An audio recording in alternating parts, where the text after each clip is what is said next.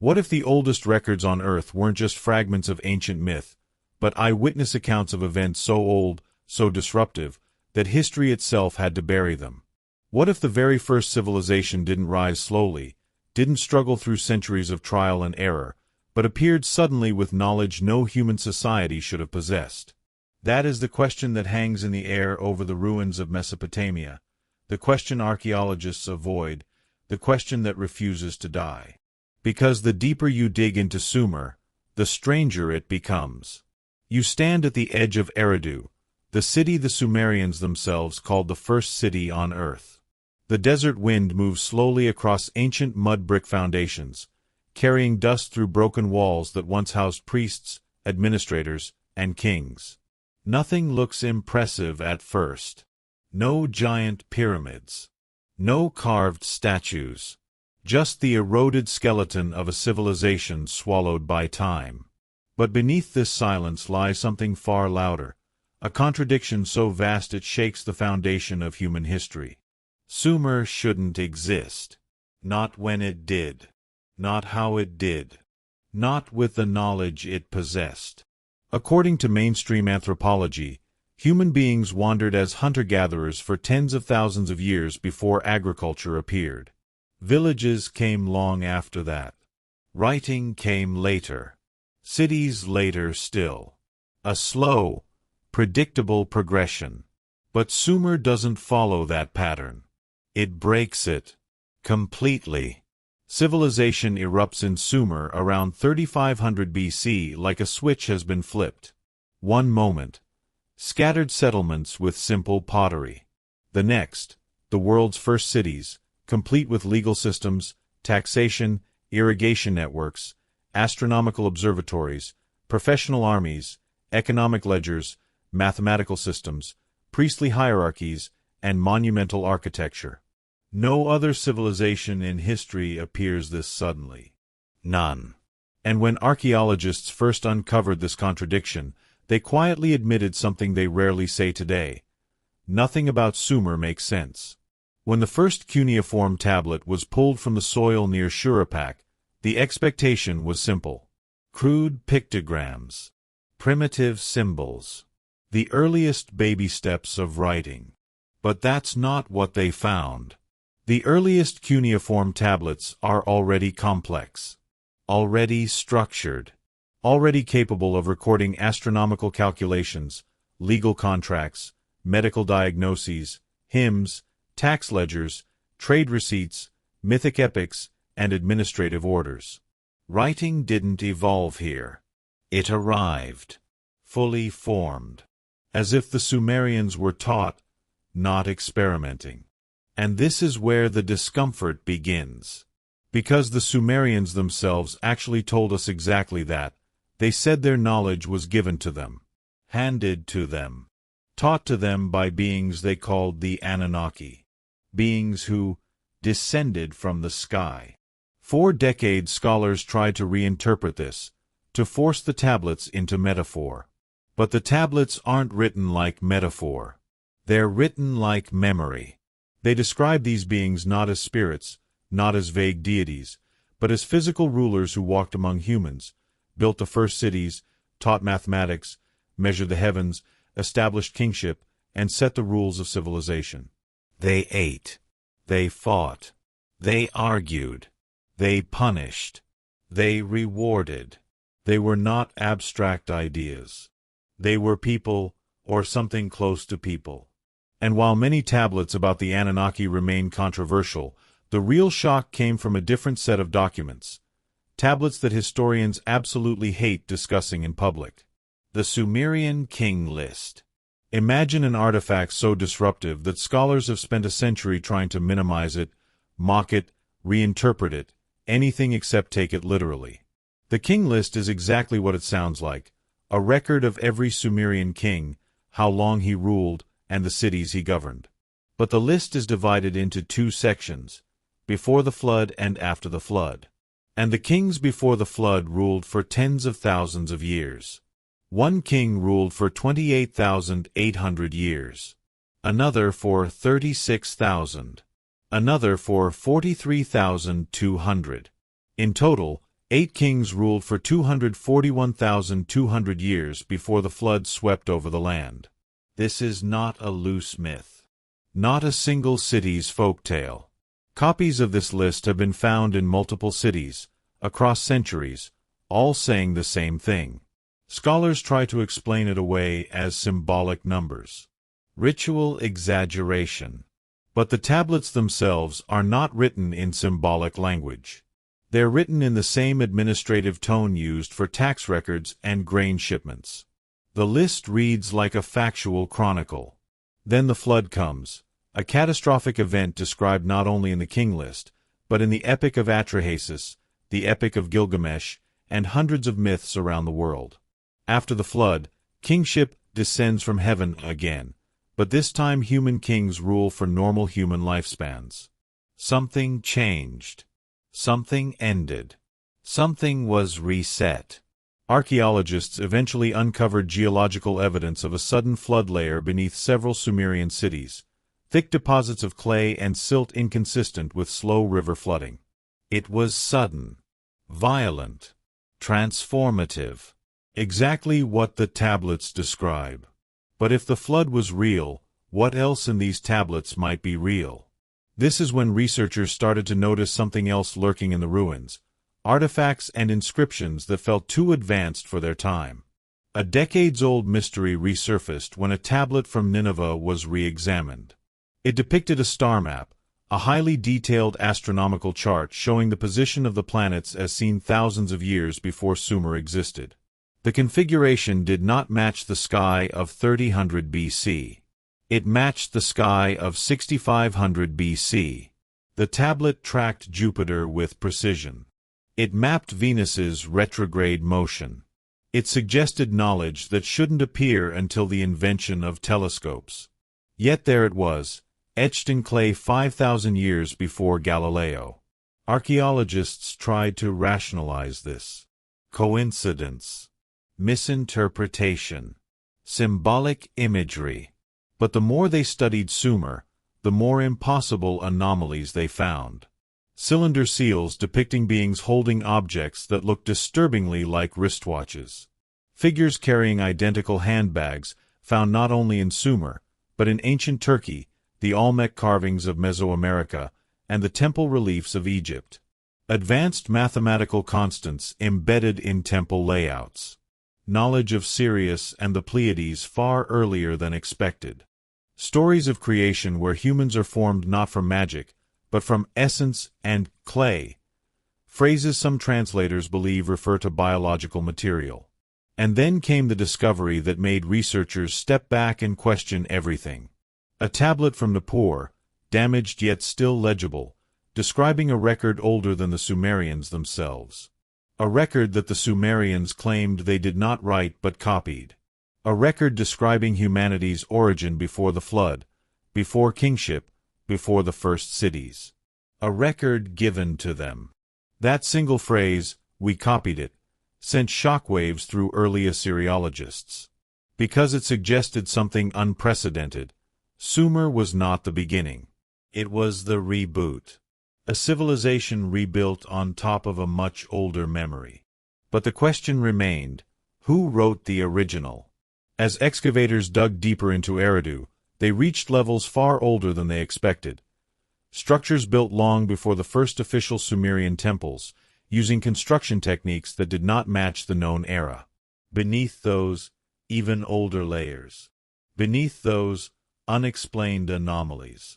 The story of Sumer wasn't beginning at 3500 BC. It was beginning much earlier. And the tablets kept hinting at something humanity was never meant to forget.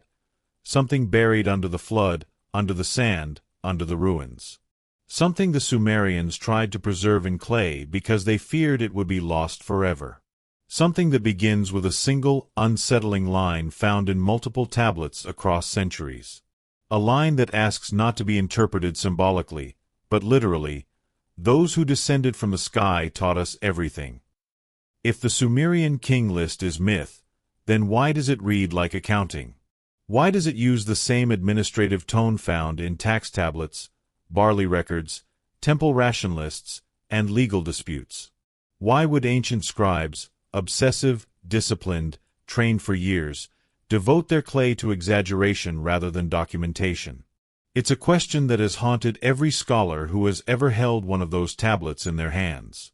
Because the king list does not just challenge our understanding of chronology. It challenges our understanding of humanity itself.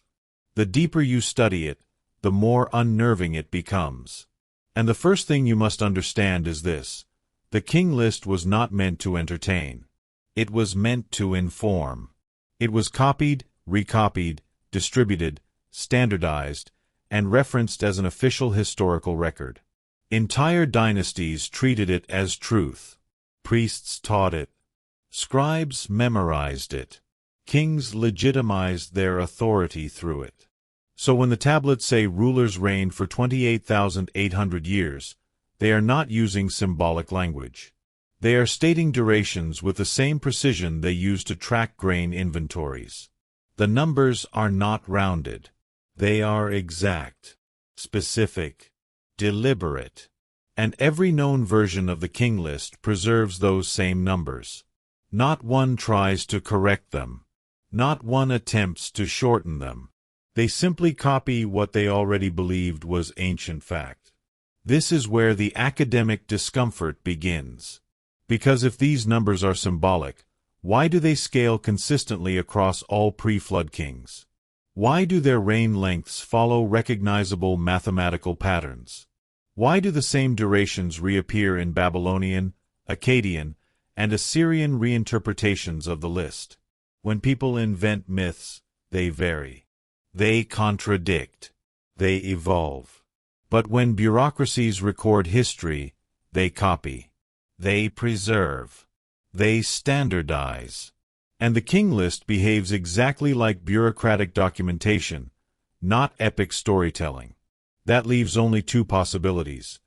Either the Sumerians preserved an unbelievably ancient memory, or they fabricated a historical timeline that every major Mesopotamian city-state unanimously agreed to maintain for thousands of years, without a single dissenting version. No historian likes either option. Things grow more unsettling when you consider the flood dividing the list. Then the flood came. That single sentence acts like a hammer, splitting time into before and after. Sumerians did not consider the flood symbolic. They documented its aftermath in administrative tablets. Archaeologists found a flood layer, dense, sterile clay several feet thick, beneath cities like Shuruppak, Ur, and Kish. A layer that suggests a sudden, violent inundation rather than seasonal river flooding. Even more disturbing, that flood layer is precisely where the king list says it should be. The strata match the timeline. The destruction matches the accounts. The sudden disappearance of population matches the narrative. When flood myths appear across dozens of ancient cultures, historians explain it as coincidence. When they appear across continents, they call it shared psychology. But when one specific region shows a real flood exactly when its ancient records say a flood occurred, those same historians grow strangely quiet. But the king list is only one piece of the story. The truly forbidden part lies in what comes after the flood, because kingship descends from heaven a second time. It is almost impossible to appreciate how literally the Sumerians meant that phrase unless you read the tablets themselves. In Sumerian, to descend is not metaphor. It is a physical verb. It means to come down from above, to land, to arrive from the sky. And kingship descending from heaven implies not just rule, but the source of rule, authority handed down by entities not from earth. This is where the Anunnaki enter the narrative, and no matter how desperately academics try to force them into symbolic categories, the original texts do not cooperate. The Anunnaki appear in thousands of inscriptions. They are not abstract gods. They are not untouchable cosmic forces. They are described repeatedly as flesh and blood beings with distinct personalities, rivalries, loyalties, knowledge, and tasks. They build. They teach. They argue. They assign. They descend. They ascend. They feast. They punish. They reward. They operate devices and tools, carry objects whose functions scribes attempt to describe with the vocabulary available to them, and intervene in human affairs. Cylinder seals show them wearing garments that do not resemble priestly robes. They hold objects that do not resemble ceremonial tools. They appear significantly taller than humans.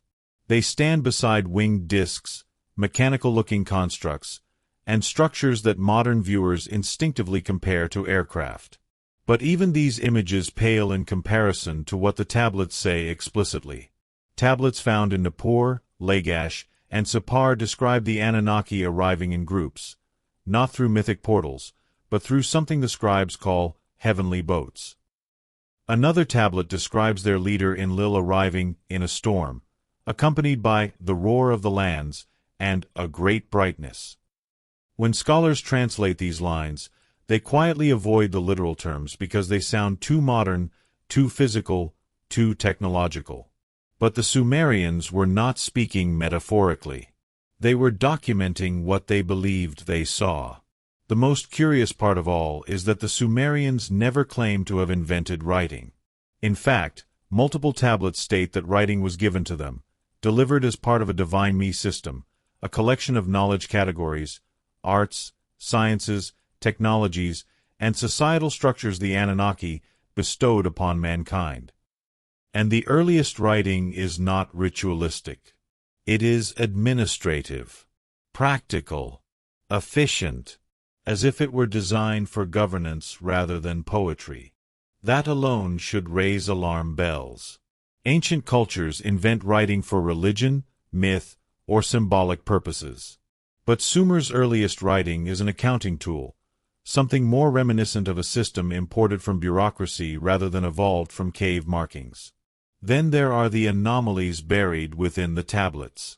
One cuneiform document describes mapping the heavens during a time when human civilization supposedly did not exist.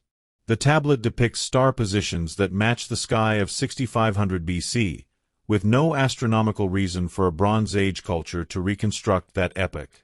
The earliest copies of the MUL.Appen series, Sumer's star catalog, include knowledge of equinoxes, solstices, planetary cycles, and celestial mechanics that should have taken centuries to develop through observation, yet appear immediately in their oldest forms.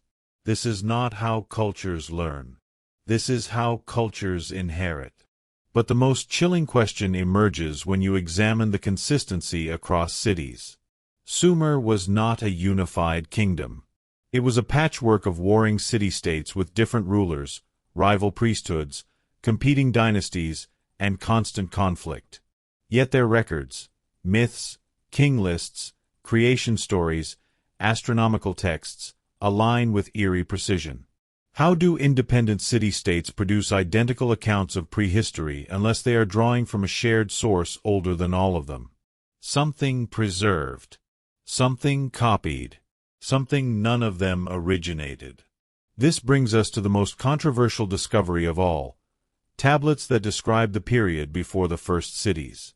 Before kingship. Before agriculture. Before humans were humans. Tablets that claim the Anunnaki not only shaped civilization, but shaped mankind itself. Scholars dismiss these as myth. They have to. Accepting them would mean rewriting everything from anthropology to genetics. But buried inside the Epic of Atrahasis, inside the Enki and Ninmah texts, inside the Sumerian creation accounts, lies a description that is shockingly biological. Humans created not from dust or divine breath, but from clay and the blood of the gods. Clay, in Sumerian, does not mean literal soil. It means a mixture, a base material, flesh, genetic essence, biological substrate. And blood is described not as metaphor, but as the literal life information of the divine beings.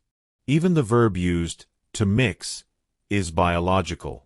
When you step away from the symbolic reinterpretations and read the tablets as they were written, the implications become unavoidable. The Sumerians were describing a genetic event, a creation process, a manipulation. Something done purposefully, not accidentally. Something the Anunnaki debated ethically, refined over attempts, and eventually perfected. And when you match those descriptions with the sudden appearance of anatomically modern humans, with the inexplicable genetic bottleneck around 200,000 years ago, with the fusion event in chromosome 2 that has no clear evolutionary cause, one begins to wonder whether the Sumerians were not inventing stories at all, but preserving memories of something prehistoric. But the most disturbing part of this entire puzzle doesn't lie in what the tablets openly describe. It lies in what the Sumerians claim they did not invent. They say they inherited their knowledge. They say the flood wiped out something older. They say civilization was restored using fragments of a forgotten age. And among all their surviving records, one line appears again and again, preserved like a warning or a confession. We did not write the first stories. We copied them. What do you do with a civilization that openly claims its founders were not human?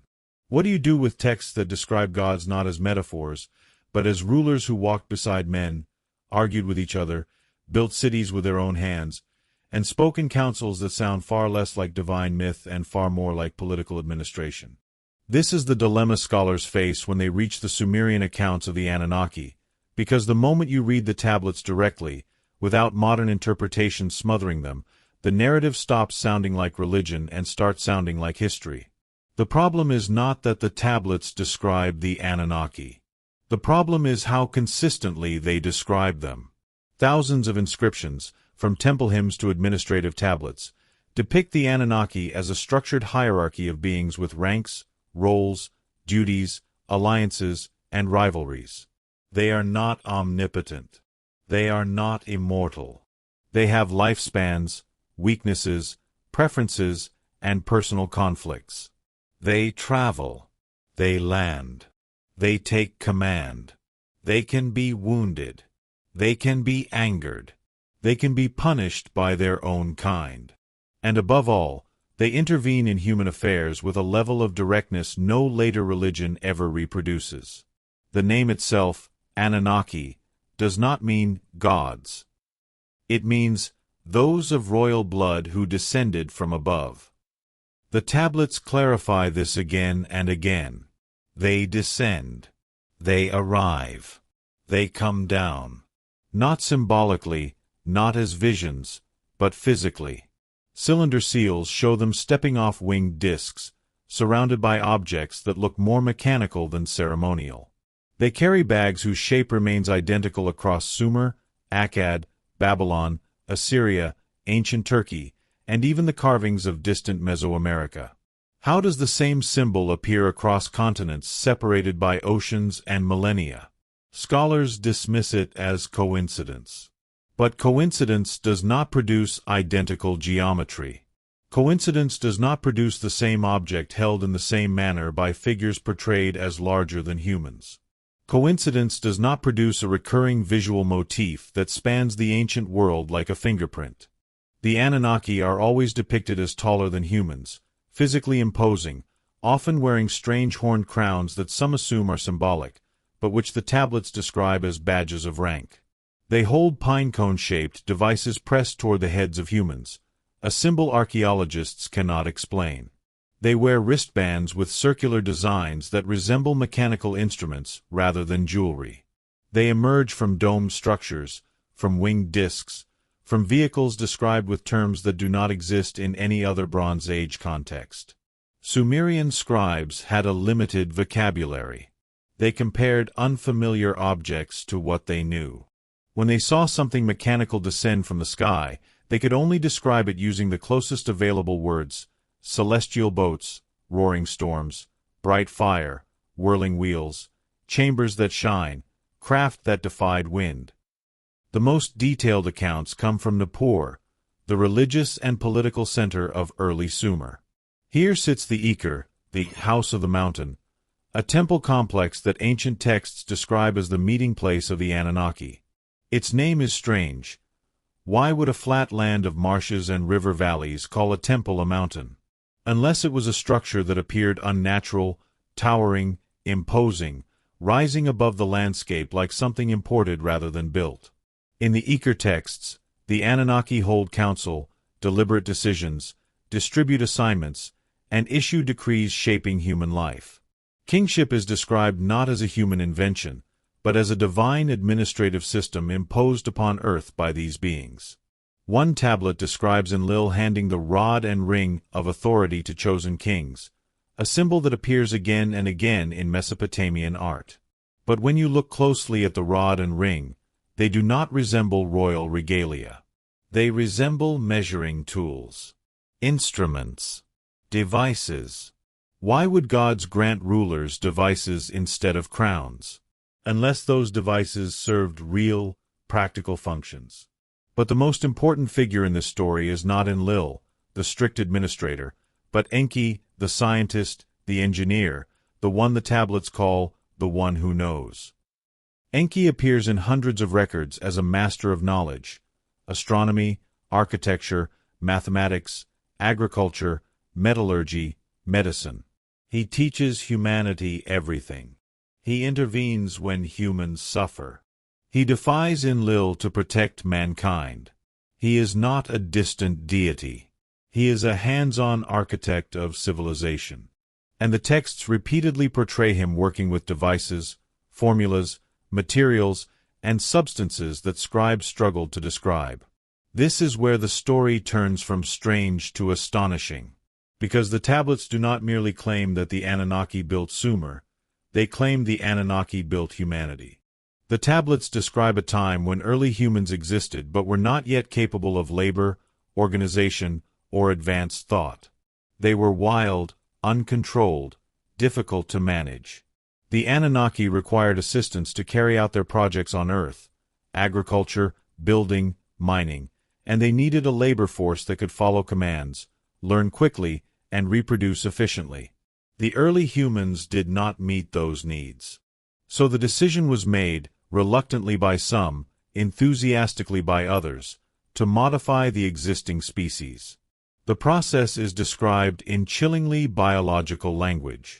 Enki instructs his specialists, referred to as birth goddesses, but functioning more like genetic technicians, to mix the essence of the divine with the clay of the earth.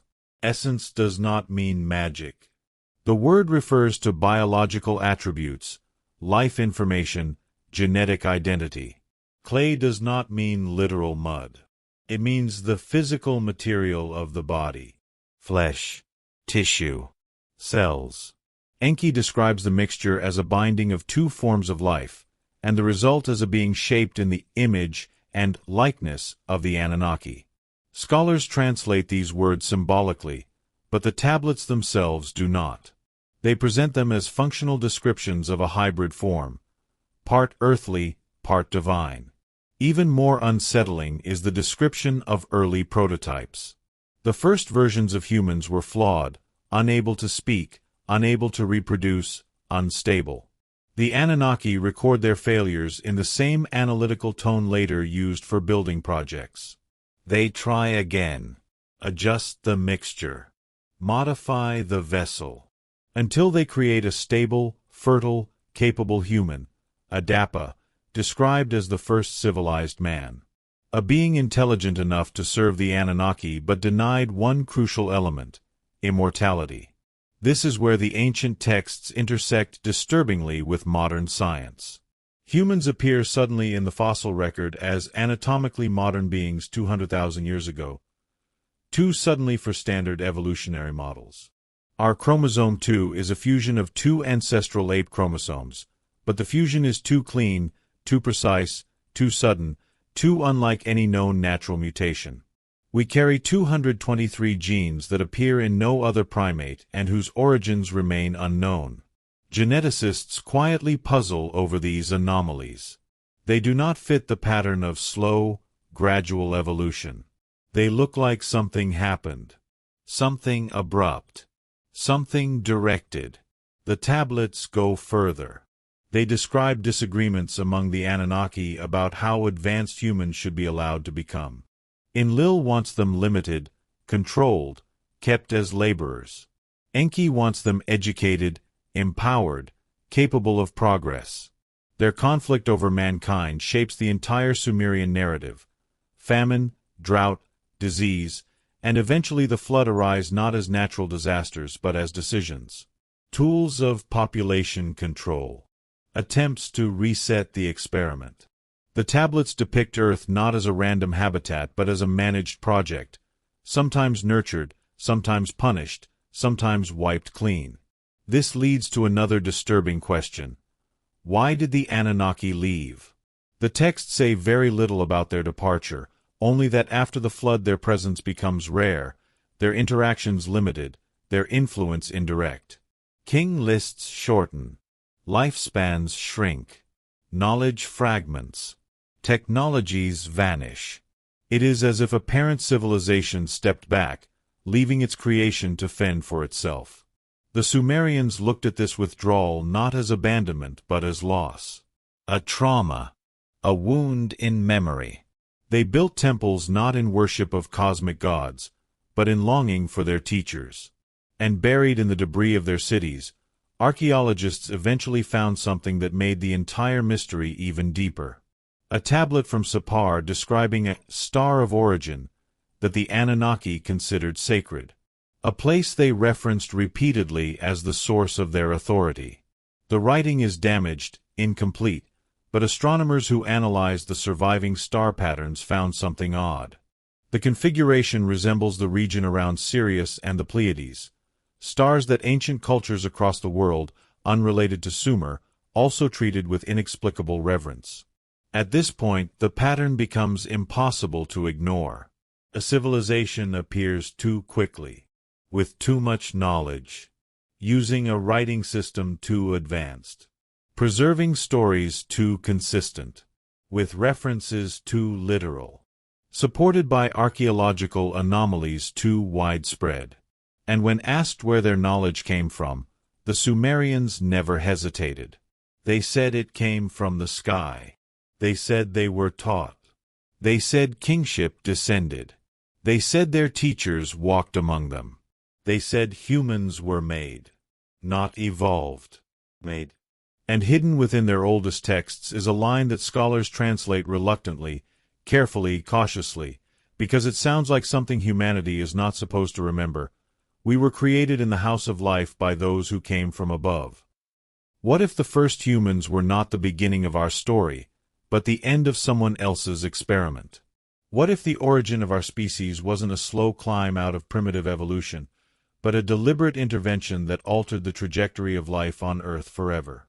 That is the question hiding inside the oldest Sumerian tablets, because the moment you stop reading them as myth and start reading them as memory, the creation of mankind stops looking poetic and starts looking engineered. The Enki and Ninmah tablets describe the birth of humanity in language so biological, so technical, so specific, that even conservative scholars admit the text feels out of place for its age. And the deeper you go, the more the lines between ancient record and scientific blueprint begin to blur. Everything starts with a problem. The Anunnaki needed labor. Their projects, agricultural, architectural, metallurgical, and especially mining, required a workforce that did not get tired, did not revolt, did not question orders, and could survive the harsh physical environments of early Earth. The lower-ranking Anunnaki, tired of exhaustion and rebellion, demanded relief. They petitioned Enki, the one described as the knower of all, to devise a solution. The tablets record their plea as plainly as a modern complaint. The work is too hard. The toil too great. Create a worker that will take over our burden. Enlil resists. Enki accepts. A council is called. A decision is reached. Humanity begins not in divine magic but in a meeting room, discussed, debated, authorized. The next lines in the tablets are astonishing. Enki does not speak of shaping clay figures by hand. He speaks of combining essence and clay of the earth. The word for essence, tit, refers not to spiritual energy but to biological substance, something extracted, something containing identity, something comparable to genetic material. Clay refers not to literal dirt but to the physical matter of an existing species. The species they chose already existed on Earth. Early humans. Homo erectus or a similar hominid, intelligent enough to survive but not intelligent enough to organize. The Anunnaki intended to modify them, elevate them, shape them into a new being that could perform tasks and understand commands. The tablets describe an actual laboratory, a place called the House of Life. Inside it, birth goddesses, female Anunnaki specialists, prepare vessels, mixtures, and biological substrates. They do not chant. They operate. They assist Enki with processes that resemble fertilization, incubation, and gestation. They attempt the first prototypes. The tablets list them: a being that could not speak, a being that could not walk, a being that was blind, a being who was sterile. Failed experiments. Non-viable hybrids. Attempts recorded in the same tone one might expect in a modern medical study. After several failures, Enki gives a new instruction: mix the divine essence with the earthly body in a new ratio. The next line is stark, and the model man was created. This first successful being was Adapa, the prototype human. Intelligent, capable, physically strong, able to understand language, able to learn quickly. The tablets say he was made in the image and after the likeness of the Anunnaki. Scholars try to read this symbolically, but the text does not treat it symbolically. It treats it literally. The new being looked like them. This alone is chilling. It suggests the Anunnaki were humanoid: 2 arms, 2 legs, upright posture, symmetrical features. Not ethereal, not monstrous, not abstract. They looked like us because we look like them. If true, the image of gods creating humans in their likeness is not metaphor. It is biology. Adapa, however, had one flaw: he could not reproduce. Whether this was intentional or accidental is debated within the tablets. Some translations suggest Enki purposely engineered sterility to control population. Others suggest the early prototypes simply could not sustain sexual reproduction. Either way, Adapa was a single being, not an ancestor. He worked, obeyed, learned, and remained alone. The Anunnaki needed more. They needed a breeding population. So Enki made a second attempt. This time, the process succeeded. The tablets describe the birth of the first fully fertile humans. The moment they emerged from the womb, the birth goddesses declared, "I have created. My hands have made." And for the first time on Earth, a new species existed, one that would soon number in the millions, not because it evolved naturally, but because it was engineered with reproductive capability. At this point, Sumerian texts begin to shift tone. They stop describing humans as experiments and start describing them as workers. The new beings were put to labor in mines, fields, canals, and construction sites. They were subservient. They were limited. They were designed to serve. And the Anunnaki treated them accordingly. One tablet states bluntly, "We made them so they may bear the yoke." Another, "Let them do the work of the gods." Humanity began not in paradise, but in servitude. Yet something unexpected happened, something Enki foresaw but others did not. The new humans began to learn too quickly. They picked up language. They absorbed knowledge. They developed culture. They began to think independently. This frightened Enlil. It intrigued Enki. And their conflict over humanity eventually shaped everything that came afterward. When humans multiplied rapidly, Enlil was outraged. The tablets describe him as furious at their noise, their growth, their independence. He demanded control, restrictions, population containment. The texts record plagues, droughts, famines, events Enlil unleashed intentionally to reduce humans back to manageable numbers. This is not divine judgment. It is population control. Enki defied him repeatedly. When disease struck, Enki intervened. When famine arrived, Enki altered the environment to sustain the humans. The tablets depict them like two administrators arguing over the fate of a project, one coldly logical, the other empathetic, rebellious, protective of the beings he had helped create. Their conflict escalated until it reached an irreversible breaking point, the flood. But before the flood shattered everything, humanity underwent one final transformation: consciousness. The tablets describe a moment when humans became aware in a way the Anunnaki had not intended. They began to question. They began to worship. They began to innovate. They developed agriculture, writing, architecture, astronomy. Not because the Anunnaki wanted it, but because they had inherited the capacity for intelligence through the genetic mixture that created them. Humans evolved beyond their intended purpose. And this is where Sumerian texts intersect uncomfortably with modern genetics. Around 200,000 years ago, something happened to the human genome. Scientists call it a bottleneck. Our population shrank dramatically, then exploded. It is as if only a small group survived, and all humans today descend from that group. A lab-sized group. A controlled breeding-sized group. Chromosome 2 fused, creating a distinct chromosome not found in any other primate. Fusion events happen in nature, but this one is too clean, too symmetrical, too functional. It looks engineered. Then there are the 223 genes humans possess that appear in no other species. Not inherited from ancestors, not transferred from the environment, not accounted for in standard evolutionary models.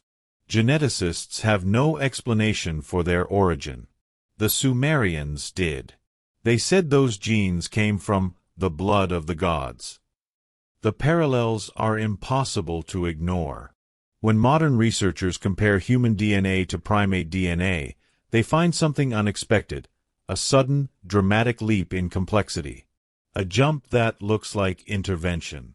A jump that aligns eerily with the Sumerian timeline.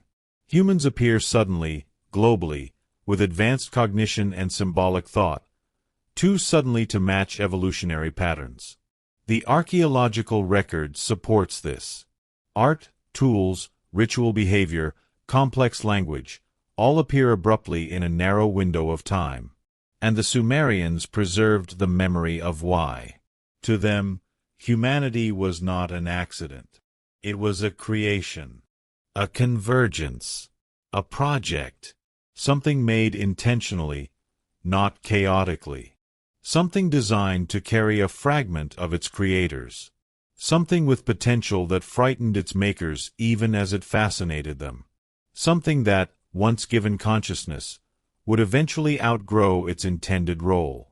But the tablets also describe a warning, one issued by Enki himself.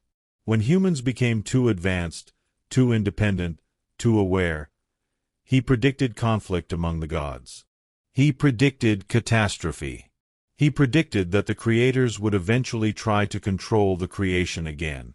And buried within his predictions lies the first hint of the coming disaster, the flood that would not just reshape the land, but reset human history. What kind of disaster forces gods to destroy their own creation? What catastrophe could be so immense, so irreversible, that the beings who engineered humanity decided the only solution was to wipe the world clean and start again? That question sits at the heart of the Sumerian flood tablets, not as myth, not as moral fable, but as a political decision recorded in cold, administrative language. And when you read the earliest versions, the Epic of Atrahasis and the flood tablets of Eridu and Nippur, the flood is not divine punishment. It is crisis management. It is an argument. It is a strategic choice. It is a consequence of a conflict among the Anunnaki so severe that their disagreement reshaped the earth itself. The story begins long before the waters rise, long before the warning, long before the ark. It begins with a breakdown of control. Humans grew too quickly, too loudly, too intelligently. They built settlements not sanctioned by the Anunnaki. They organized. They multiplied. They took resources. They made choices without guidance. The tablets describe this not as sin, but as inconvenience. The humans made noise. The humans disturbed Enlil.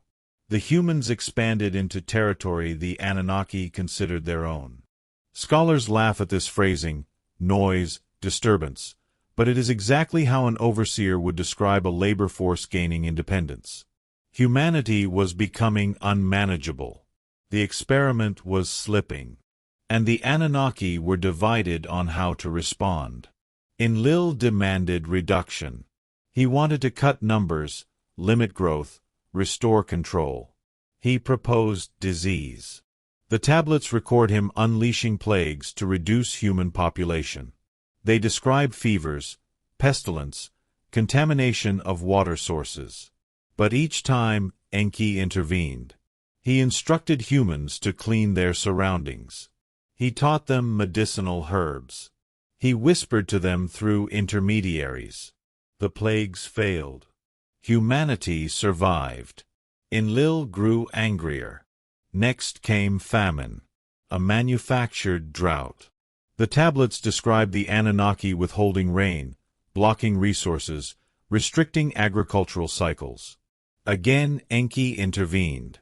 He taught humans new agricultural methods. He guided them to water sources unknown to Enlil. He demonstrated irrigation techniques. Humanity endured once more. Enlil reached a breaking point. Then comes the moment in the tablets where the language changes, becomes cold, decisive, final. Enlil calls a secret council. He forbids communication with Earth. He demands silence among the Anunnaki. And he proposes a plan that will erase every human being, every settlement, every city, every trace of the species they created. Let a flood sweep over the land, he says. The line is simple, emotionless, administrative, and the council agrees. The Anunnaki swear an oath of secrecy, an oath not to reveal the coming destruction to mankind. If the story ended here, humanity would have vanished. But it continues because one being refuses to obey. Enki, the creator of mankind. The one who saw potential where others saw inconvenience. The one who believed that wiping the slate clean would erase more than a mistake, it would erase a future. The tablets describe Enki speaking through a wall, not directly to a man, because he cannot break the oath, but indirectly. He warns Atrahasis, later reinterpreted as Zayusudra, then Utnapishtim, then Noah in later cultures. He instructs him to build a vessel. He gives him measurements. He tells him what to bring. Not animals 2 by 2, that comes centuries later, but the seed of all living things.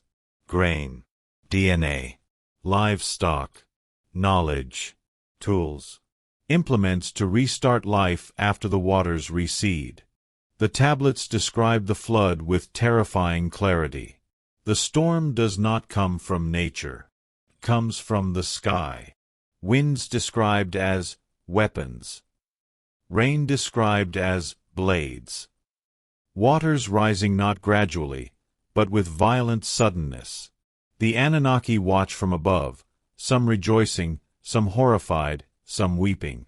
It takes only 7 days for the world to be erased. Entire cities, including Eridu, Kish, Shurapak, vanish beneath the water. The tablets say the gods fled to the highest heavens, as earth convulsed beneath them. When the waters finally settle, Atrahasis opens a window and sends birds to search for land. The similarities to later biblical accounts are not coincidence. They are derivations. The Sumerian version is the original. But the part historians never discuss is what the tablets describe after the flood. Because the aftermath is not a triumphant new beginning. It is catastrophic. The Anunnaki descend again, but what they find shocks them. The land is silent. The structures gone. The people reduced to a handful. The species they engineered nearly wiped out. And the council realizes they have gone too far. Their actions nearly destroyed their purpose. They needed humanity, and now humanity barely existed. They had not solved a problem, they had created one. The first thing they do is find Atrahasis. They reward him. They grant him knowledge. They send him to a remote place to live out his life. The texts describe the Anunnaki as repenting, not spiritually, but pragmatically. Enlil himself admits the destruction was excessive. But the most important detail in the aftermath is something subtle, easily missed. The tablets say the Anunnaki decide to make the new humans different. Lifespans shorter. Instincts milder. Fertility cycles controlled. They do not recreate the previous version of mankind. They design a diminished one. A species less threatening. A species easier to contain. And suddenly, the impossible timelines in the king list make sense. Before the flood, humans lived for centuries. After the flood, 4 decades. Something changed genetically. And that change aligns with modern genetic studies showing a dramatic reduction in human lifespan potential around the same approximate window, something that cannot be explained by environment alone. But the flood did more than wipe out humanity. It wiped out knowledge. It erased cities. It destroyed technology. The Anunnaki had to restart civilization by passing down fragments of what remained. And the Sumerians remembered this. They remembered it so vividly that they wrote it into every major myth, every king list, every city foundation story. They considered the flood not just an event, but a dividing line between worlds. Before it, humans were closer to the gods. After it, they were shadows of what they had been. Archaeology supports this far more than scholars like to admit. Beneath Sumerian ruins lies a flood layer several feet thick, sterile clay with no pottery, no tools, no signs of human life. A layer consistent across multiple cities, indicating a sudden, region-wide catastrophe. A layer dated to roughly the time the tablets place the flood. And beneath that layer lie older cities, older temples, older constructions built with techniques more advanced than those that came after. Civilization goes backward, not forward. Another disturbing clue emerges from a strange gap in human history. After the flood, for several centuries, the archaeological record shows almost nothing. A dark period. No writing. No cities. No construction. Then suddenly, around 3500 BC, Sumer explodes back into existence with full literacy, full agriculture, full mathematics, full architecture, and a political system that appears instantly fully formed. How does a civilization reboot itself overnight? How does writing go from non-existent to perfected? How do cities appear without a developmental trail? The only explanation that fits the evidence is the one the Sumerians themselves gave. They did not start from scratch. They rebuilt from memory.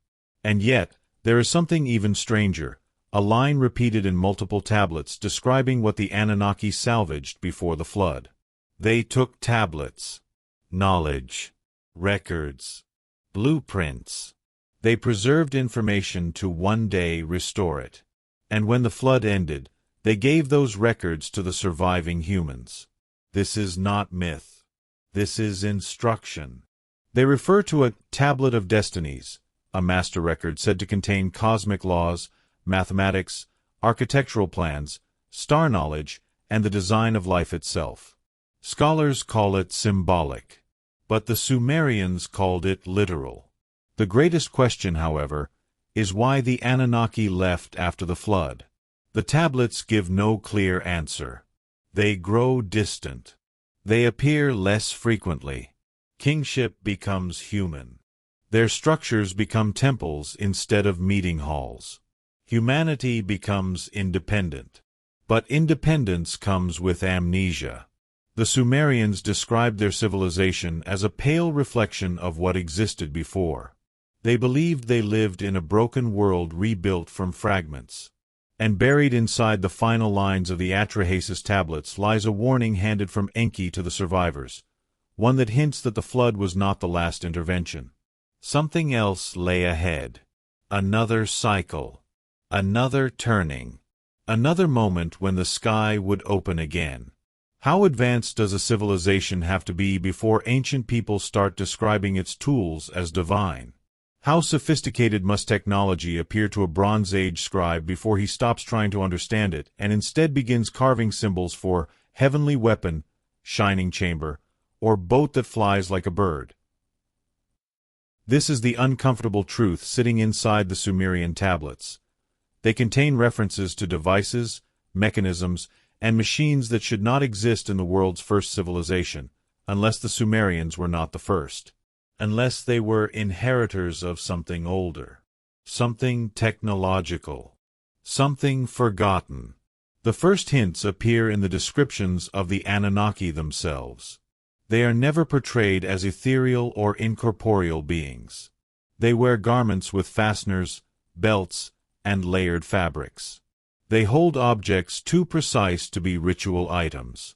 They operate what the tablets call me, not spiritual blessings, but categories of knowledge: mathematics, architecture, metallurgy, agriculture, kingship, writing. The Sumerians say these were not discovered. They were handed down. Tools, systems, disciplines, technologies. A framework for civilization delivered fully formed, not invented through trial and error. Then there are the flying machines, if one dares to call them that.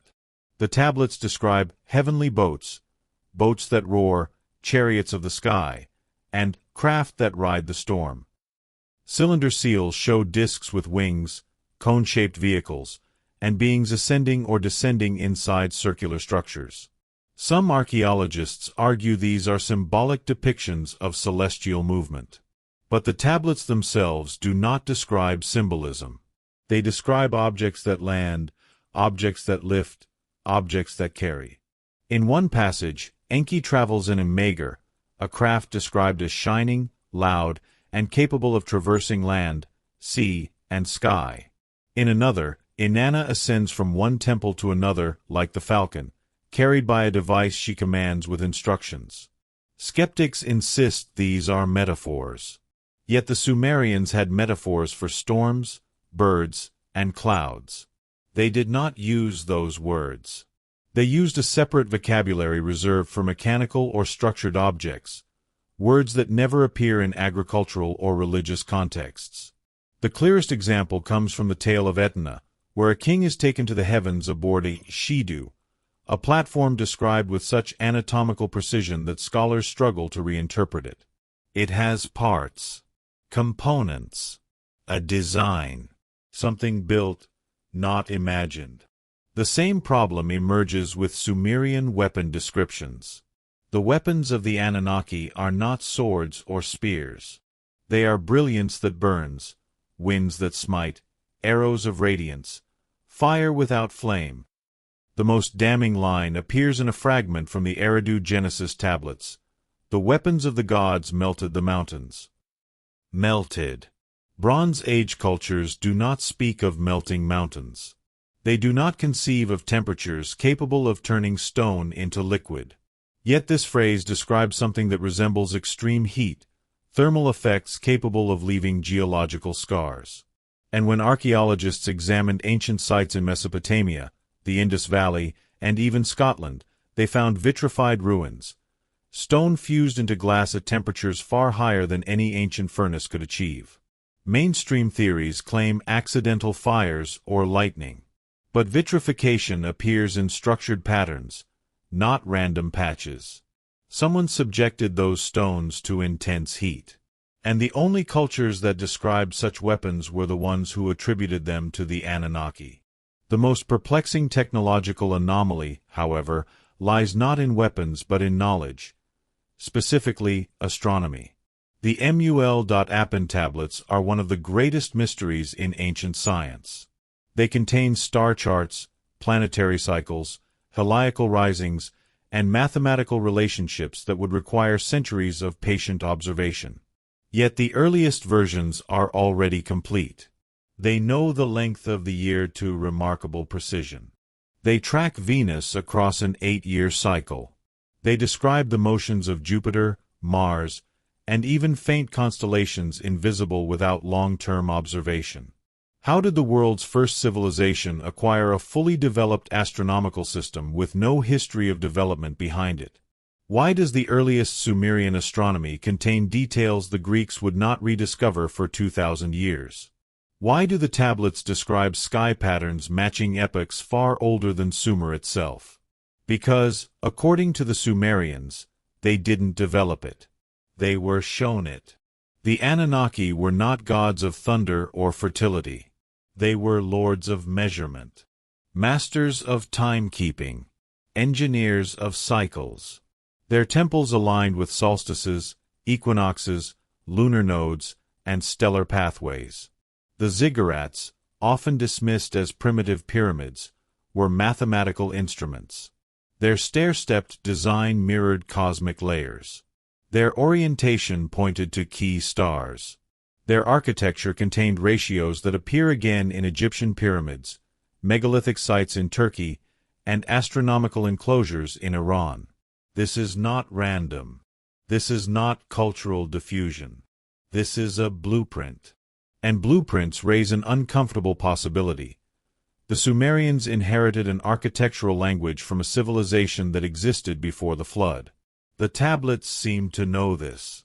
They speak of the antediluvian temples, the temples that existed before the Great Destruction.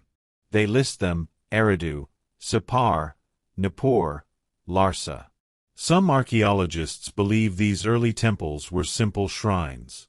But beneath many of these sites lie foundation stones older than the layers above, stones cut with techniques more precise than the ones used later. As if the oldest structures were the most advanced. As if Sumer began by excavating and renovating buildings left behind. And then there is the star map, one of the most challenging artifacts for mainstream historians. Found in the library of Ashurbanipal, it depicts the sky as it looked around 6500 BC. Not as the Sumerians saw it. As someone before them saw it. The map includes alignments that would not recur for thousands of years. It suggests not only recollection but preservation of very ancient astronomical knowledge. Knowledge that survived the flood. The tablets also reference a place called Duku, the Holy Mound, the primordial settlement of the gods before humanity existed. Some interpret Duku as a mythic homeland. But the Sumerians describe it as a physical location destroyed in the flood. They speak of its halls, its courts, its archives. They say its records were saved and brought to post-flood Sumer to rebuild civilization. If true, Sumer was not the genesis of knowledge but the refuge of it. A restoration project. But the most enigmatic pieces of technology are found in the descriptions of the me, objects of power, knowledge modules, portable categories of civilization.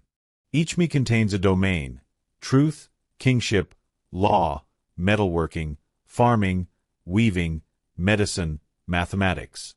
They are described as physical tablets, glowing scrolls, or activated items. They can be stolen, transferred, or misused.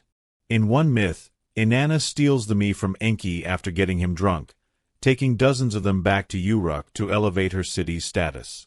The text is written like the theft of data, classified knowledge smuggled from one center of power to another.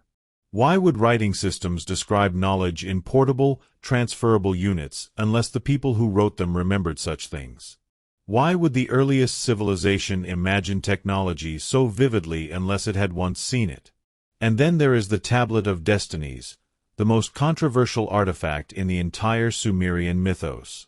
It is described as the ultimate device, a record, a control panel, a law of the universe embodied in a physical object. Whoever holds it rules the heavens. Some scholars call it a metaphor for authority. They speak of it being stolen in a violent struggle between Anzu and Ninurta, a battle fought not for symbolic power but for literal control over destiny. Destiny, to the Sumerians, was not poetic fate. It was order. It was the structure of reality. It was the programming of existence. Whoever possessed the tablet of destinies controlled the system. If that sounds metaphorical, the next detail does not. The tablet is described as inscribed with codes. Not words. Not stories. Codes. And then everything collapses. After the flood, the great technologies vanish. The me disappear. The temples shrink. The star knowledge dilutes. The Sumerians continue writing, building, farming, but the spark is dimmer. Something was lost. Something taken. Something withdrawn when the Anunnaki retreated. The last references to advanced technology appear in the early post-flood tablets. Then they stop entirely. It is as if a parent civilization handed tools to its child, allowed it to use them for a time, and then, after catastrophe, took them back. But the Sumerians never forgot. They wrote their memories in clay. They carved their warnings into stone.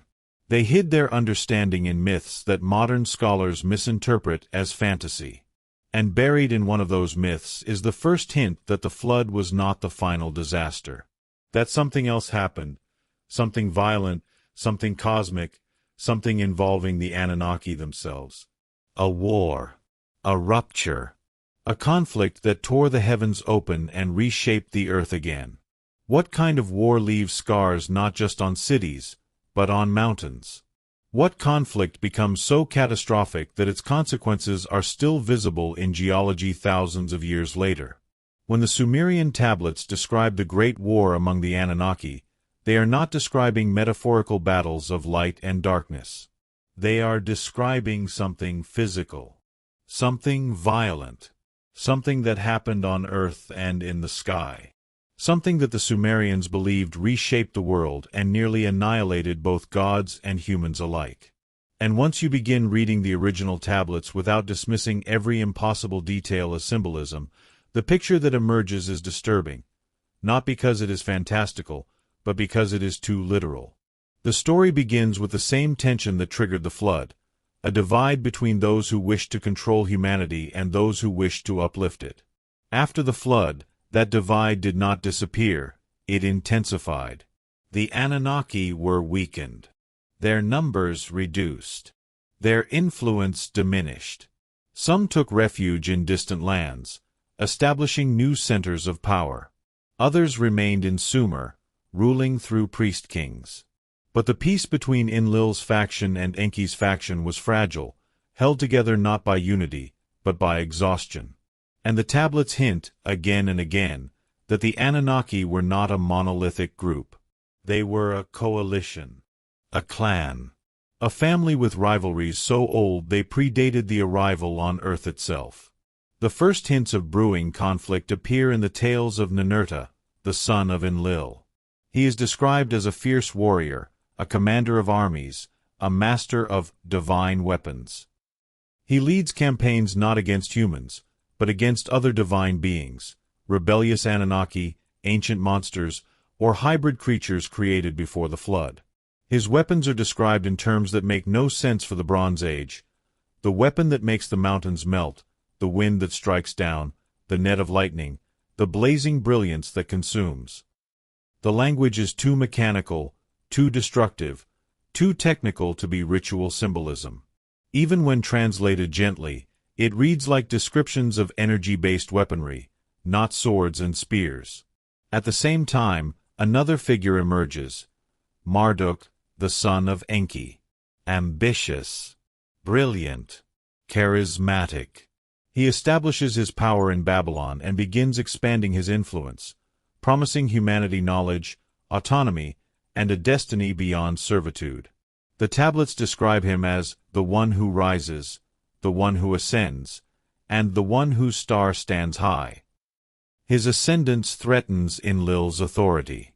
Tensions escalate as human cities begin aligning with one faction or the other.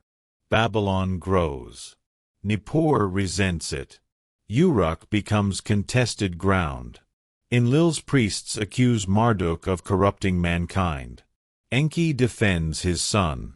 The conflict becomes political, then territorial, then existential. The tipping point comes when Marduk proclaims himself Lord of the Earth. This is not a religious title. It is a political one. It implies dominion, sovereignty. Enlil interprets it as rebellion. According to the tablets, he convenes the Anunnaki Council and argues that Marduk threatens the cosmic order, threatens the very stability of the realms. The council debates. Voices rise. Accusations fly. And then someone suggests a solution so extreme that its mention reverberates through Mesopotamian mythology for centuries: to release the weapons of terror. These weapons, referenced in the Babylonian Enuma Elish and other cuneiform fragments, are described in chilling detail. Enlil calls them the seven, the ones that do not rest, the ones that sweep away cities, the ones that scorch the earth. They are treated not as mythical forces but as physical devices sealed away in a remote land. Their release is portrayed as a violation, something forbidden even among the gods. The tablets emphasize their destructive potential with a kind of fearful reverence. They melt stone. They poison the land. They darken the skies. They leave the earth uninhabitable. The council hesitates, except Ninurta, who supports Enlil. In contrast, Enki pleads against their use. He warns that unleashing such weapons on earth would bring consequences far worse than anything Marduk could ever do. He reminds them of the flood, how close they came to losing everything. But Enlil insists. He argues that Marduk's ambitions would eventually enslave the gods themselves. He argues that Babylon must be stopped at any cost. And the council, divided, weary, fearful, approves the release. What happens next is barely recognizable as myth. It reads more like a war report. The weapons are brought to earth. They are unsealed. They are deployed. The tablets describe a blinding flash, a day that turned to darkness, a storm of fire, and a wind of death that swept through cities. The descriptions sound eerily like nuclear detonation: searing heat, shock waves, lingering contamination. In the tale of the destruction of Era and Isham, one passage describes the aftermath: people's hair falling out, their skin burning, their eyes failing. Another tablet describes the land becoming barren for generations, animals dying, water turning bitter. When archaeologists examined certain sites in the Levant and Mesopotamia, they found signs of sudden destruction: glassy surfaces, scorched stone, unusually high levels of radiation in the soil. Mainstream archaeologists chalk it up to ancient fires or meteor events. But the Sumerian tablets mention no meteors. They mention weapons. The most infamous moment comes with the destruction of Sodom and Gomorrah, towns referenced in later biblical tradition but originating in much older Mesopotamian accounts. The tablets describe the brilliance that burned, a weapon launched from the sky that obliterated the cities, leaving behind a wasteland known as the Sea of Death. Modern scholars call it the Dead Sea. Geological samples from the region show a layer of ash and a sudden, extreme rise in surface temperatures, consistent with the kind of destruction described in the tablets. Even now, nothing grows in parts of that region. The Sumerians knew why. They said the gods destroyed it. But the war does not end with destruction. It ends with regret. When the dust settles, when the weapons stop blazing, when the skies clear, the Anunnaki survey a world ruined beyond their intentions. Enki mourns the outcome. He says the earth has been overturned. Enlil too repents, admitting the devastation is far worse than expected. Even Ninurta, who supported the attack, expresses sorrow at seeing the land desolate like the sea. The council realizes they have unleashed forces they cannot fully control. They have poisoned the world they were trying to save. And in their moment of regret, something else happens, something the tablets never describe directly but imply through silence. The Anunnaki begin to leave. They withdraw from Sumer. They retreat to their cities in the heavens. They cease direct involvement. They abandon their meeting halls, their councils, their temples. Humanity is left behind, traumatized, fragmented, and forced to rebuild civilization yet again, this time without guidance, without advanced tools, without divine protection. The great ziggurats become empty shells. The sacred precincts become deserted. Kingship remains, but its origin is now purely human. The gods become memory, then story, then myth, and eventually, to the modern world, fiction. But the Sumerians did not forget the war. They encoded its memory in their myths. They called the weapons of terror by names that later cultures softened into symbolic tales. They spoke of the 7 storms, the breath of annihilation, the fire that does not die. They warned that such weapons should never be used again. And they recorded one final message in the tablets describing the war's aftermath. The great gods left the earth. Their chariots rose upon the wind. Some scholars claim this is metaphor for abandoning political authority. But the Sumerians were literal people. When they wrote, they rose, they meant rose. When they wrote, they departed into the heavens, they meant the sky. And beneath that departure lies an even deeper question, one that the tablets only hint at, but never answer. Where did they go? Where did they retreat to? And if they left Earth after the war, why did the Sumerians write so many prophecies describing their eventual return? Because according to the tablets, the war did not end the cycle. It only paused it. What happens to a world when its gods vanish overnight?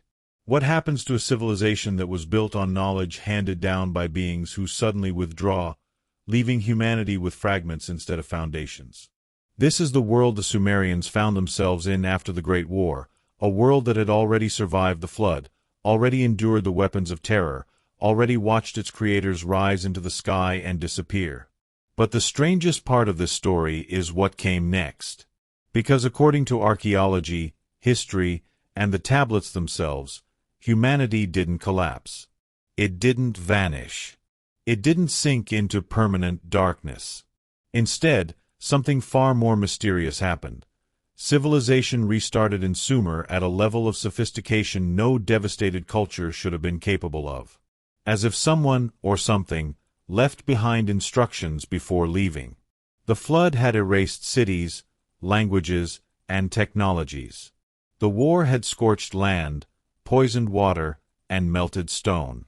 The Anunnaki had withdrawn, reducing their presence to faint echoes filtered through priests and myths. Sumer should have reverted to tribal subsistence. It should have taken thousands of years to recover.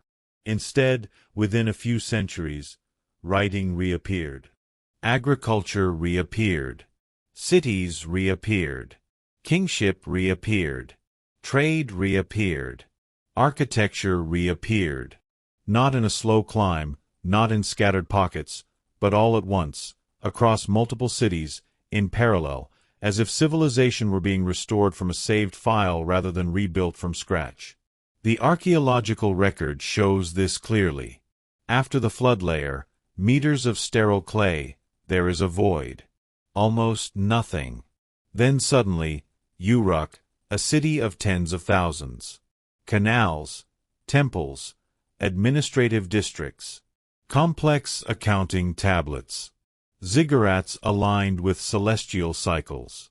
A bureaucracy capable of managing food rations for entire regions. This should not be possible in the aftermath of global catastrophe. Yet it happened. And the Sumerians told us how. They said they rebuilt using the Me, the divine knowledge module saved by the Anunnaki before the flood. They said the gods gave them instructions, laws, and rituals so humanity could maintain some form of order even in the absence of direct guidance. They said their civilization was not original. It was a restoration. One of the strangest tablets describing this era is the Instruction of Shuruppak. It is a list of teachings attributed to the last pre-flood king, preserved and handed to early post-flood cities. It shows a level of wisdom unexpected for a world supposedly barely recovering from annihilation. Another tablet describes how the survivors of Eridu rebuilt the Temple of Enki according to ancient designs, not new ones, but blueprints that predated the flood by generations. They did not innovate. They remembered. But the biggest mystery of all lies not in what the Sumerians rebuilt, but in what they lost. Because while writing, agriculture, and kingship returned, much did not. The advanced astronomical knowledge that appeared suddenly before the flood diminished after it. The star maps became simpler. The mathematics became less precise. The architectural techniques used in antediluvian structures, larger stone blocks, smoother finishes, tighter alignments, were replaced with inferior methods. The post-flood world was a downgraded version of what came before. Knowledge had been preserved, but not fully. Civilization had been restored, but incompletely. This pattern is not unique to Sumer. Across the world, ancient cultures speak of a lost golden age, destroyed by a great flood, followed by a decline, a period of rebuilding from fragments. In India, the Mahabharata describes cities destroyed by weapons of light, and surviving sages teaching humans how to rebuild. In Egypt, priests told the Greek philosopher Solon that their civilization had collapsed and restarted many times, each time losing knowledge. In Central America, the Maya spoke of a world destroyed in fire and water, followed by an age of diminished humans. The same cycle appears everywhere: a rise, a fall, a reset. The Sumerians believed this cycle was not random. They said it followed the decrees of the heaven, written on the tablet of destinies. Whether this tablet was a literal device or a symbolic representation of cosmic cycles, the implication remains. The flood was not the first reset. It was simply the latest. And another would come one day. But before this future cycle, the post-flood world had to rebuild. And rebuilding required leadership. This is where the Sumerian king list becomes crucial again. After the flood, kingship descends from heaven a second time, not in the sense of gods ruling directly, but in the sense of authority being sanctioned by them. The line between human and divine leadership fades. Kings become intermediaries, part rulers, part priests, part administrators of knowledge left behind by the Anunnaki. The earliest post-flood kings rule for hundreds of years. Then lifespans gradually shorten until they match modern human limits. This aligns eerily with genetic evidence suggesting humans once had longer lifespans that rapidly decreased after a genetic bottleneck. The king list is not a myth. It is a record of a transition, a shift from divine human hybrids to fully human rulers. And as kingship transitions, so does civilization. The rebuilding accelerates. Cities expand. Literacy spreads. Trade networks extend from Anatolia to the Indus Valley. And yet, throughout this flourishing, the tablets carry a strange melancholy, a longing, a sense of loss. The Sumerians repeatedly wrote that they were living in the shadow of the world that came before. They believed their civilization was a diminished reflection of a forgotten era, a pale echo of antediluvian greatness. That sadness appears most clearly in the lament texts, poems describing ruins, abandoned temples, and the silence of the gods. The authors do not write as if they are describing legend. They write as if they remember something their ancestors experienced directly. They mention days when the gods walked among us, the time when the cities shone, and the moment when the chariots rose and did not return. These are not metaphors. They are memories, second-hand, fading, incomplete, but powerful. Then comes the most unsettling part of the post-flood era, the hints that the Anunnaki did not entirely leave. They reduced their presence. They stopped ruling directly. But they did not vanish completely. Occasionally, they appear in late-era texts, offering warnings, sending omens, issuing judgments. In one tablet, Inanna leaves Earth but promises to return when the great cycles turn again. In another, Nergal rises to the heavens to sit among the stars, but says humanity must prepare for a time when the Watchers return. Scholars translate these as spiritual metaphors. But the Sumerians did not treat their gods as spiritual. They treated them as physical. So when they wrote return, they meant return. And then there is the strangest clue of all, the direction. The tablets do not say the Anunnaki went into an abstract heaven. They mention specific constellations, Pleiades, Sirius, the Way of Anu, a heavenly road connected to the ecliptic. Why would a culture describe the departure locations of gods with astronomical coordinates? Why assign physical stars to beings supposedly beyond physicality? Unless the Sumerians believed these beings came from somewhere real. Archaeologists dismiss this. But they cannot explain why early post-flood temples are consistently aligned with stars associated with the Anunnaki. They cannot explain why ziggurats mimic layered cosmic diagrams described in pre-flood myth. They cannot explain why the earliest cities were placed according to instructions that seem to reference star positions rather than practical geography. Something affected the behavior of the post-flood Sumerians, something deeper than myth. They were rebuilding according to memory. But memory was fragile. Knowledge diluted with every generation. And by the time Sumer entered its later dynastic period, the advanced elements had nearly vanished. The scribes preserved what they could. They wrote everything in clay because they feared another catastrophe would erase civilization again. They believed they were living in a temporary reprieve. And they wrote that the cycle would repeat. They wrote that the return of the gods would coincide with an astronomical alignment. They wrote that knowledge would be restored. They wrote that a new age, either of destruction or renewal, would begin. And that prophecy leads directly into the strange, forbidden tablet scholars rarely discuss, the ones describing what the Anunnaki told humanity to expect in the far future.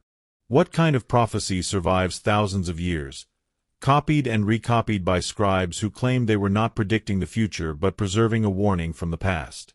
What kind of message would compel the earliest civilization to carve it into clay, hide it in temple foundations, and protect it as if the fate of humanity depended on it? This is the unsettling heart of the forbidden Sumerian tablets, texts so strange that modern historians prefer to call them myth, even when they do not read like myth at all. Because the more closely you examine them, the clearer it becomes that the Sumerians believed the Anunnaki would one day return. Not as spirits, not as metaphors, but physically, the same way they arrived the first time. The first hints of this appear in the tablets describing the aftermath of the flood. The Anunnaki, weakened by war and catastrophe, withdraw from Earth. Some ascend. Some go deeper into isolated realms. Some stay behind only long enough to establish new centers of worship. And then they leave instructions, cryptic, fragmented, but consistent. They warn humanity that history is cyclical. They warn that destruction and renewal follow cosmic patterns. They warn that nothing built will last forever. And above all, they warn that the beings who shaped civilization would one day return, when the great heavens align again. Most scholars dismiss this phrase as poetic. But the Sumerians were not poets when it came to celestial events. They were astronomers. Their myths are tied to star cycles, planetary movements, equinoxes, and precession. When they speak of the turning of the heavens, they are referring to measurable astronomical phenomena. And when they speak of the Lord of the Sky returning to the place of his rising, they are referencing a stellar event. One of the most controversial tablets is known as the Prophecy of Enlil, a damaged fragment discovered in the ruins of Nippur. It speaks of a time, after many ages, when the order established after the flood will collapse. It lists signs: cities falling to dust, temples losing their power, humanity forgetting the laws, and the watchers who left becoming restless once more. The phrasing is vague enough to be dismissed as allegory, until the final lines, which abruptly shift tone. When the stars of the seven stand in the house of Anu, the lords will return. The seven appear frequently in Sumerian astronomy, often interpreted as the Pleiades, a cluster associated with gods across numerous ancient cultures. The house of Anu refers to a specific region of the sky. This is not symbolic. It is celestial. Another tablet, from the library of Ashurbanipal, describes a future great shaking of the earth, followed by a flashing in the heavens, and a day when the gods return to their cities. The cities listed are not mythical, they are real: Eridu, Nippur, Uruk, Sippar. All major Sumerian centers of worship.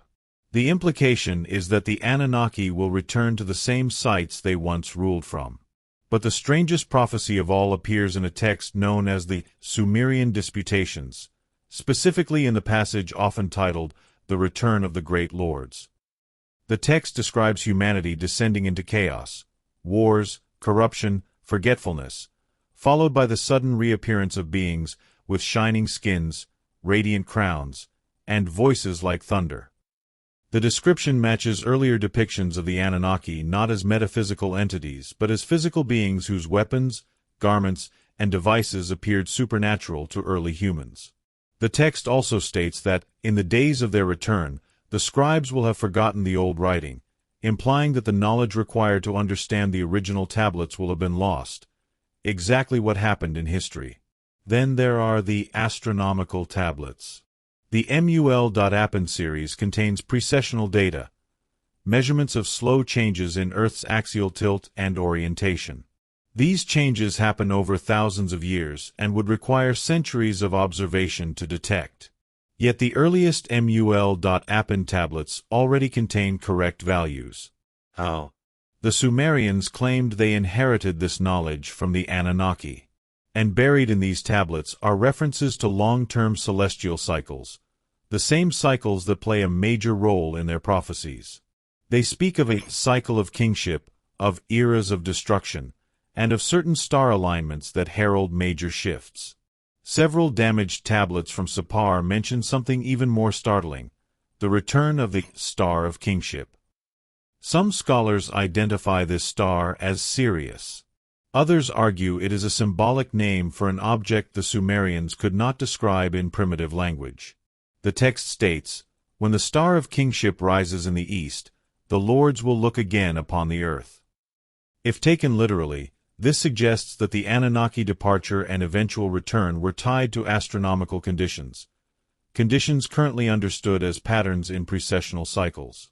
But prophecies weren't the only thing the Sumerians left behind. They encoded warnings into temple designs, myths, and hymns. One hymn to Inanna describes her leaving Earth but promising to open the gates of the heavens when the appointed cycle turns. Another describes Nergal entering the netherworld but declaring that a time will come when the doors of the universe will shake. These phrases were not written as parables. They were written as memories of previous cosmic disturbances, floods, wars, catastrophes, events that the Sumerians believed followed predictable cosmic rhythms. And then there are the artifacts, symbols and diagrams that appear not just in Sumer but across civilizations too distant to have communicated. The handbag motif, a rectangular object held by gods in Sumerian, Assyrian, and Babylonian art, also appears among the Olmecs, the Maya, and ancient Anatolian megastructures. No one can explain why. Cylinder seals depicting winged discs show devices that resemble aerial craft. Figures holding pine cone-shaped objects perform gestures similar to modern depictions of scanning or measuring. Across the world, ancient people preserved the same motifs, as if remembering the same beings. This global pattern leads to a troubling question. If the Anunnaki were localized to Mesopotamia, why do cultures across continents describe similar sky beings with similar symbols? Why do creation myths in South America, Polynesia, Egypt, and Australia all involve gods descending from the sky, teaching humans, waging wars, withdrawing after catastrophes, and promising to return? Why do so many cultures mention a golden age destroyed by a flood? Why do they describe beings of great height, great radiance, great knowledge. Historians argue these patterns arise from universal human imagination. But universal imagination does not produce identical star maps. It does not produce identical architectural alignments. It does not produce identical symbols carved by civilizations separated by oceans. The Sumerians claimed they were remembering, not inventing. And evidence from around the world suggests they may not have been alone in that remembrance. The forbidden tablets then take an unexpected turn. They describe not just the return of the gods, but a judgment on civilization. A weighing. A choosing. They say humanity will be assessed based on whether it preserved or corrupted the knowledge it was given. They say the return is not guaranteed to be benevolent. They say the cycle could bring either restoration or destruction. And they repeat, almost obsessively, the same line, "What has been will be again." The final element of the prophecy is the strangest of all, the signal. One tablet from Larsa mentions a voice from the heavens that will precede the return. Another speaks of a trembling of the earth. A third mentions a star standing still in the sky. The language is cryptic, but the consistency is unmistakable. The ancients believed that certain signs would announce the beginning of the next cycle, signs visible to anyone watching. And then comes the final phrase, the one carved into a damaged tablet discovered near the ruins of Nippur, a phrase that has been copied again and again by later civilizations. A phrase that appears in Babylonian, Akkadian, Hebrew, and even Greek traditions. A phrase that historians treat as metaphor, but the Sumerians treated as fact. When the heavens turn again, the lords of the sky will return to the lands they left. What if the oldest message humanity ever received wasn't carved in stone or whispered through myth, but encoded in the final tablets of the first civilization, left behind not as poetry, not as ritual, but as instructions for a future they believed we would one day face? What if the Sumerians didn't see themselves as the beginning of history, but as survivors of a previous age passing forward what little remained so the next cycle of humanity wouldn't be blind? This is the unsettling truth buried in the last surviving Sumerian writings. They do not speak like a civilization boasting about its greatness. They speak like a civilization trying desperately to remember something it fears humanity will forget again. Because according to them, the cycle of creation, destruction, and renewal is not random. It is the structure of reality itself. And their final message to the future is simple. Everything that has happened before will happen again. To understand the weight of that warning, you must look at the Sumerians not as primitive people but as archivists of a lost world. They believed they were inheriting knowledge from a civilization that existed before the flood. They believed they were restoring fragments of a system the Anunnaki had originally built. They believed they were living in the aftermath of cosmic trauma, floods, wars, departures, and that their role was to ensure humanity didn't lose the last pieces of the truth. This is why they wrote everything on clay tablets, the most durable medium available. Parchment burns. Papyrus rots. Wood decays. But clay endures for millennia. They didn't write in clay for convenience. They wrote in clay because they were writing for a future they would never see.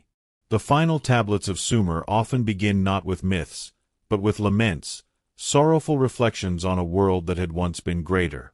They speak of temples abandoned by the gods, cities emptied by war, knowledge that faded, and wisdom no longer understood.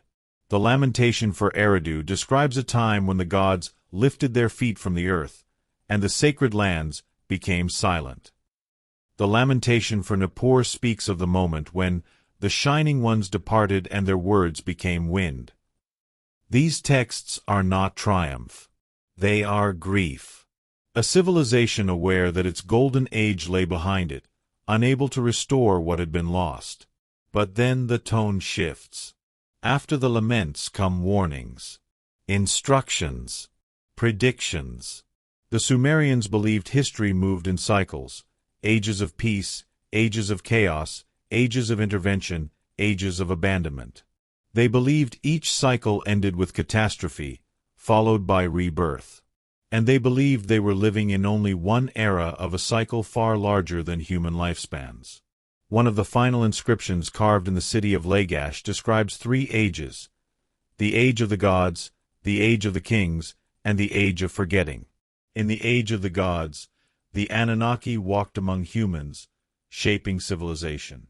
In the age of the kings, humans ruled with diminishing fragments of divine knowledge. In the age of forgetting, humanity would forget the truth of its origin, corrupt the knowledge it inherited, and eventually face consequences. According to this tablet, the end of the age of forgetting is marked by global upheaval, political collapse, natural disturbances, and strange signs in the sky. Modern historians call this symbolic literature, but the Sumerians wrote it as history, as instruction. The most haunting of the final messages comes from a damaged tablet in the library of Ashurbanipal. It speaks of the weighing of the ages, a moment when the deeds of humanity will be measured against the decrees of the heavens. It does not read like myth. It reads like evaluation, a test, a judgment performed by the same beings who once shaped mankind. The tablet states, "When the appointed time comes, the Watchers shall descend once more upon the lands they abandoned." The word Watchers appears in multiple later traditions, but the Sumerian version is the oldest. It refers to the Anunnaki who oversaw humanity, observed the progress of civilization, and intervened when necessary. But their return is not the only message. Another tablet speaks of restoration. It says that when the cycle turns, knowledge will return to mankind, not slowly, but suddenly. A flood of information, a rapid awakening, a rediscovery of truths buried by time. The text describes the opening of the me, the releasing of knowledge modules once withheld. It suggests that humanity will reclaim technology, astronomy, and wisdom that were lost after the flood. The implication is clear. The next cycle is not just destruction. It is revelation. Some tablets even suggest humanity will play a different role in the next age. That we are no longer passive creations, but independent actors. The Epic of Enmerkar contains a fragment that states, "In the last days of the age, the tongues of mankind shall be made as one again." Scholars interpret this as a symbolic reversal of the Tower of Babel story. But the Sumerian version predates Babel. It refers to the restoration of a universal knowledge system, one the Anunnaki originally used to communicate with humans. And then there is the final prophecy, the one copied over and over by scribes who may not have understood it fully, but knew it was important. It appears in multiple versions: in Nippur, in Lagash, in Uruk, in Babylonian reinterpretations centuries later. The line is always the same: when the heavens turn again, the lords will return to their cities. This is the last recorded statement the Sumerians left to the future. Their final warning. Their final promise. But the deeper question remains: what did they mean by the heavens turn? The phrase appears tied to astronomical cycles, the precession of the equinoxes, the slow wobble of Earth's axis that changes the position of the stars over thousands of years. The Sumerians understood this cycle. They tracked it. They embedded it in their temple alignments. They associated it with great shifts in human history. So when they said, "when the heavens turn," they meant a specific celestial alignment, one they witnessed before the flood, one they believed would happen again. The Sumerians also left behind diagrams, star maps showing constellations aligned in ways that matched epochs long before their own time. Some scholars argue these maps represent the sky as it would appear during the next great turning. They point to depictions of the Pleiades, Sirius, Orion, and the path of the ecliptic, all critical markers in ancient mythology. They argue that the Sumerians encoded the timing of the next cycle in these diagrams. Whether this is true or not, the intent is unmistakable.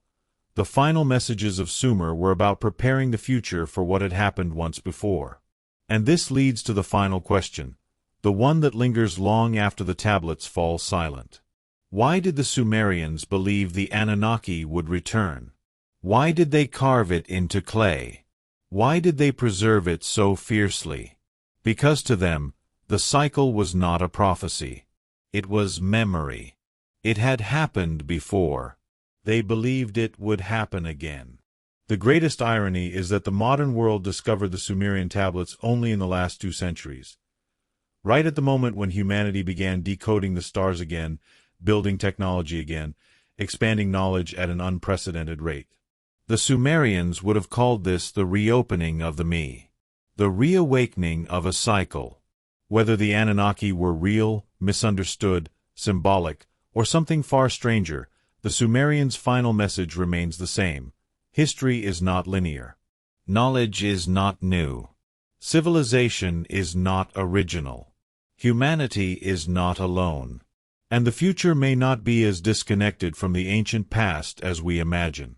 Because the last line of the last tablet found in the last age of Sumer says one thing, one message carved for whoever would read it thousands of years later: what has happened before will happen again.